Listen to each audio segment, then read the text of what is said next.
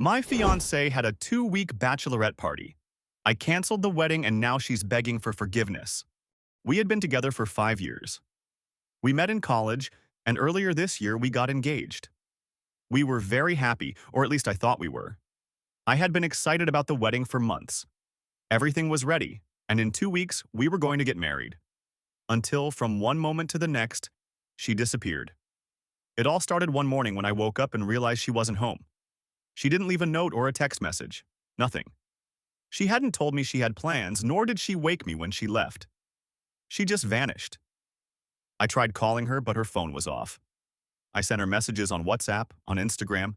I even tried video calling her. Nothing. Desperate, I contacted her family, but they told me they didn't know where she was either. I asked her close friends, and surprisingly, none of them replied. At first, I thought maybe she had gotten cold feet about the wedding, that she had doubts and needed space. But as the hours passed, panic took over. What if something had happened to her? What if she was in danger? I even considered calling the police to report her as missing, although I had to wait 24 hours for that. It wasn't necessary. Around 4 a.m., after a full day of not knowing anything about her, I discovered the truth. And it wasn't even because she told me. One of her friends posted several photos and videos on Instagram showing her partying at a bar. I couldn't believe it. While I was going crazy with worry, she was out having a blast. But the worst part was when I saw that her friend had tagged the location. I looked up the place online, and it was in Spain. Indeed, my fiancé had gone to another country without telling me.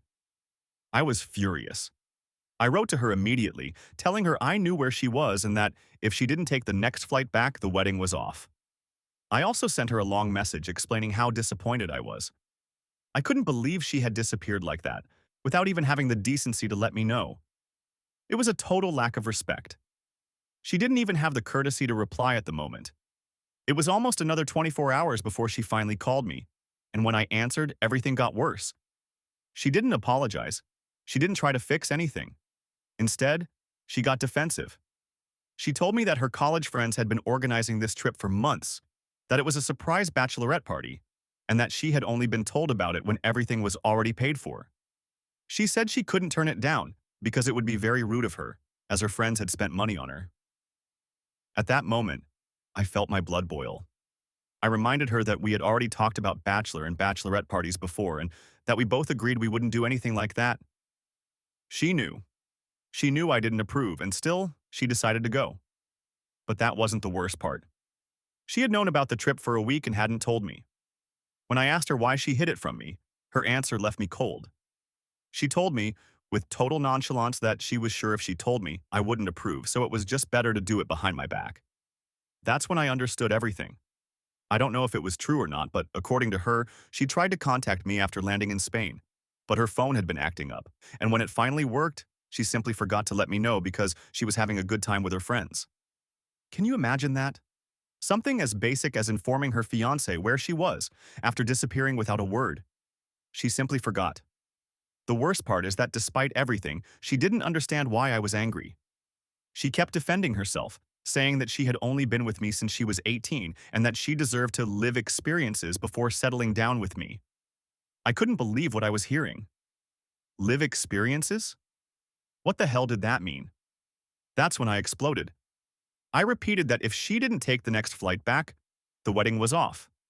I told her loud and clear, and she just laughed. She told me she wasn't coming back yet, that she and her friends had paid for 2 full weeks of vacation, and that she planned to stay until the end. That she didn't see what the problem was and that I had to accept it and deal with it. Before I could answer, she hung up on me. I tried calling her back, but she didn't answer. For the next 2 days, I kept sending her messages, but it became clear that for her, the party with her friends was more important than her fiancé and even her own wedding. I told her family everything, and from what I know, they also tried to contact her and convince her to come back. But just like with me, she didn't respond. So I did the only thing left to do. I canceled the wedding. I didn't make a formal announcement. I simply contacted all the guests and sent them a message explaining that the wedding was canceled, and I detailed exactly why it was canceled. I also spoke with the vendors, managed the cancellations, and absorbed whatever costs I had to pay. I didn't care about the money. The important thing was for her to understand what she had done. My parents and hers tried to convince me to wait, to at least talk to her when she got back, but I wasn't willing to do it. Not after how she had treated me. Up to that point, we had never had serious problems in our relationship. Sure, we argued from time to time, like any couple, but they were insignificant things, problems that were solved quickly. I always believed our relationship was solid, that we were ready to get married. But when she said she needed to live experiences before settling down with me, I understood I was wrong. The following week, she finally returned from her trip. She showed up at our house in the afternoon and tried to get in. I didn't let her. I told her from inside to leave. She couldn't believe it. She stood outside, banging on the door and shouting that I couldn't do this to her, that we were getting married in a few days, that all the arrangements were already made. When I opened the door, I wanted to see her face when I told her the truth. I told her, with all the calmness in the world, that the wedding had been canceled. For a moment, she was in shock, as if she couldn't process it. And then, in a matter of seconds, her face transformed into fury. "You can't do this to me," she screamed, and then suddenly burst into tears. She told me we had been together for 6 years, that I couldn't just leave her over this. She started apologizing over and over, saying she was willing to do whatever it took for me to forgive her, but that we couldn't cancel the wedding now. She was willing to do anything now that she had already ruined it. I closed the door in her face. She stayed outside crying, begging me to talk to her, pleading for me to listen. I didn't.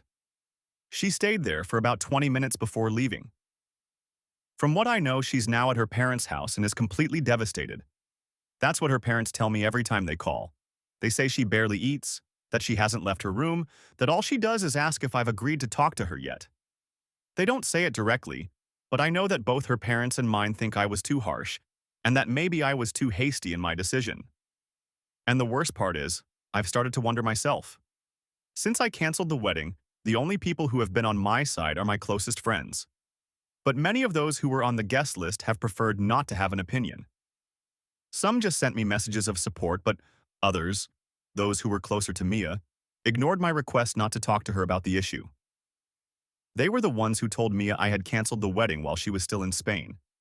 She didn't take it seriously. She thought they were exaggerating, that they just wanted to scare her into coming back early. But now, of course, she regrets everything. Since she returned, she's been trying to contact everyone, sending messages, apologizing. Since I blocked her everywhere, she's using other people to get her messages to me, and they all say the same thing, that she's sorry, that she knows she messed up, that she still wants to marry me, that she doesn't care if we don't have the big wedding we had planned, that she knows she made a huge mistake and will never do it again. Obviously, I haven't replied to anyone, but for some reason I started to feel guilty. I don't know why.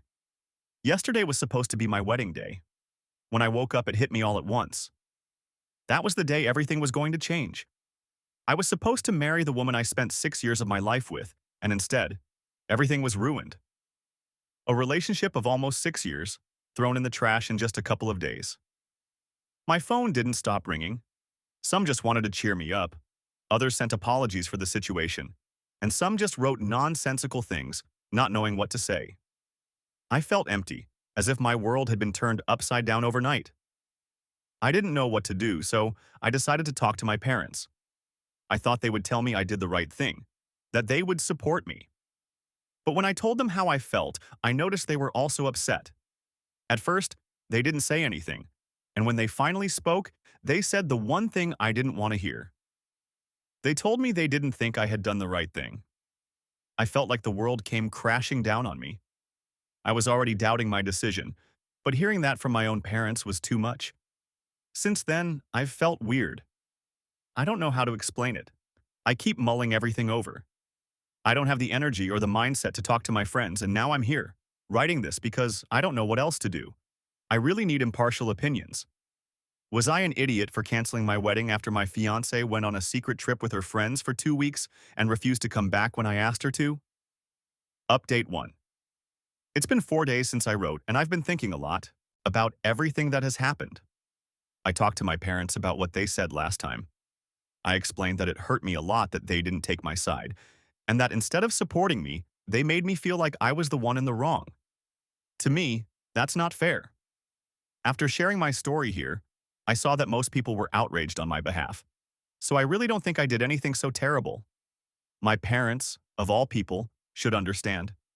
The good thing is, they at least listened to me, but even then, they didn't seem to fully get it. They told me they didn't think I was wrong, but that I also didn't handle the situation in the best way.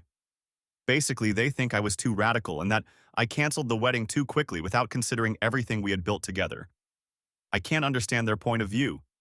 Mia disappeared without telling me, went on a trip with her friends, and when I asked her to come back, she refused.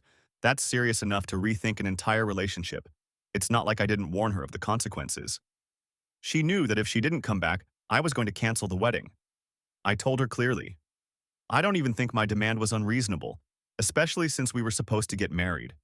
So after all this, I still don't understand how I'm the one in the wrong. It's hard for me to accept that my own parents don't see it the same way. They keep telling me they understand I was upset, but that it was a very small reason to cancel a wedding and end a relationship of almost 6 years. As if it were easy for me to make that decision. The least I expected from them was support, but it seems they're not even willing to give me that. I've tried talking to them several times to make them see my point of view, but we always end up arguing. I don't want to keep trying. If they can't or won't understand me, there's nothing I can do. On top of that, I've also had to deal with some more people, mainly friends who have been forwarding me all the messages Mia has sent them. I asked them, as politely as possible, to please stop. I don't want to read them, I don't want to know what she's saying, I don't care if I seem heartless. I just want this situation to be over. Luckily, most of them understood and stopped sending them. They told me they were sorry, that they were just trying to help, but that they respected my decision and would stay out of it. However, some didn't take it well. A couple of mutual friends started attacking me after I asked them to stop sending me Mia's messages. They called me selfish and said I was destroying a relationship over a whim. Basically, they think I was too drastic and that I'm exaggerating the whole situation. These are people who have known me for years, and if they really think that about me, then I have nothing more to say to them. If even my own parents can't understand me, I can't expect anything from my supposed friends. When they started attacking me and trying to make me feel guilty, I didn't even bother arguing. I didn't want to waste my time explaining something they didn't even want to hear. I just blocked them and moved on. I know that right now, most people think Mia is the victim in all this, and that I'm the heartless guy who abandoned her just because she didn't come back from a trip when I asked her to. It's incredible that even after knowing the whole story, there are people who still feel sorry for her. As far as I know, in the message I sent to everyone explaining why I canceled the wedding, I was completely transparent about what happened, but it seems that for some reason, some people just don't want to understand it. Anyway, it doesn't matter anymore. I'm not going to marry Mia, and I'm already trying to make peace with that fact. I think it's time for others to do the same. Update 2. It's been 2 weeks since I last spoke with my parents. Since our last argument, they haven't tried to contact me. I don't know if it's because they don't care or because they just don't want to keep arguing. But at this point, there's nothing I can do about it. On the other hand, most of the people who were trying to pass me Mia's messages have also given up or ended up blocked. So in that respect, the situation has finally calmed down.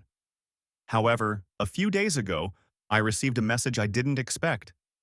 The same friends Mia had gone on the trip with contacted me out of the blue. To be honest, I had blocked them at the same time as her because I didn't want anything to do with any of them. After all, they were also part of the problem. Apparently, they tried once and getting no response, gave up. Until now. One of them sent me an email. It said they were really sorry for everything that had happened and that over time, they had realized they shouldn't have organized a trip like that without considering the consequences. They told me that instead of convincing Mia to go, they should have given her good advice. But the worst part is, they admitted, something that made me feel even worse. During the trip, when Mia received my message telling her to come back, they convinced her not to. They were the ones who told her not to worry, that I was exaggerating, that I couldn't cancel the wedding just for that.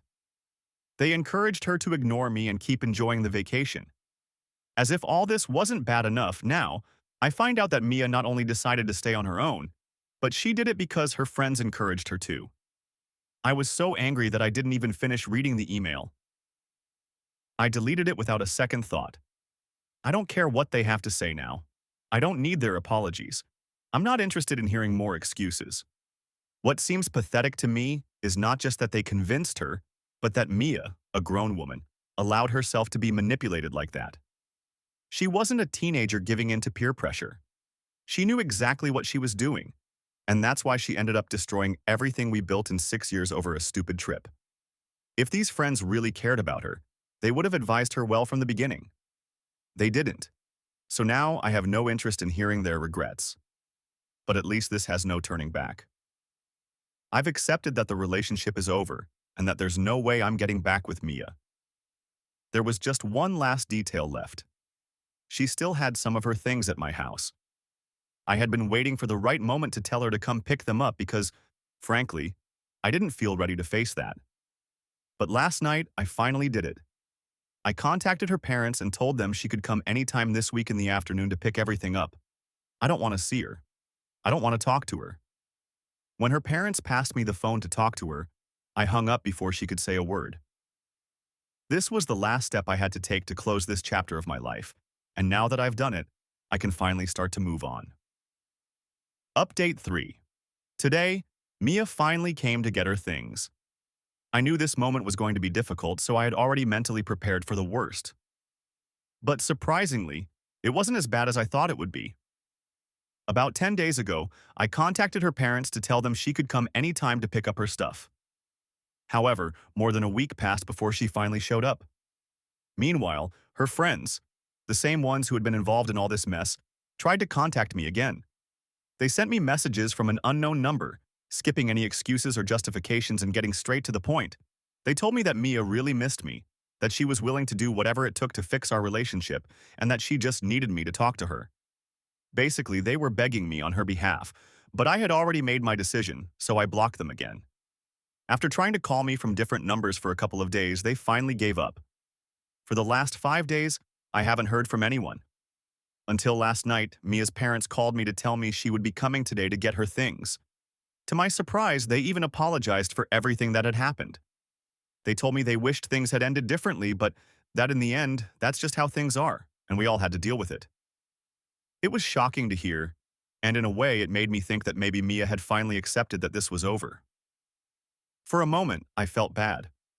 This meant that everything was really coming to an end.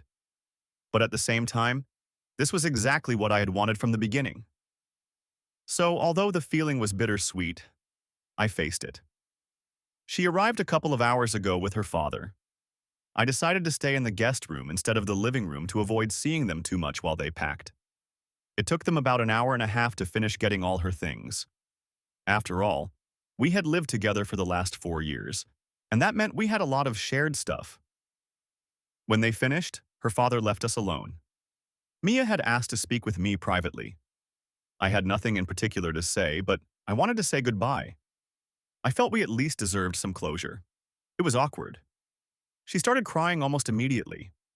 She told me she was very sorry that things had to end this way, that she wished she had been a better partner, but that there was nothing she could do to change it now. I'm sorry too, but it's too late for regrets. We gave each other a quick hug, wished each other the best for the future, and then she left.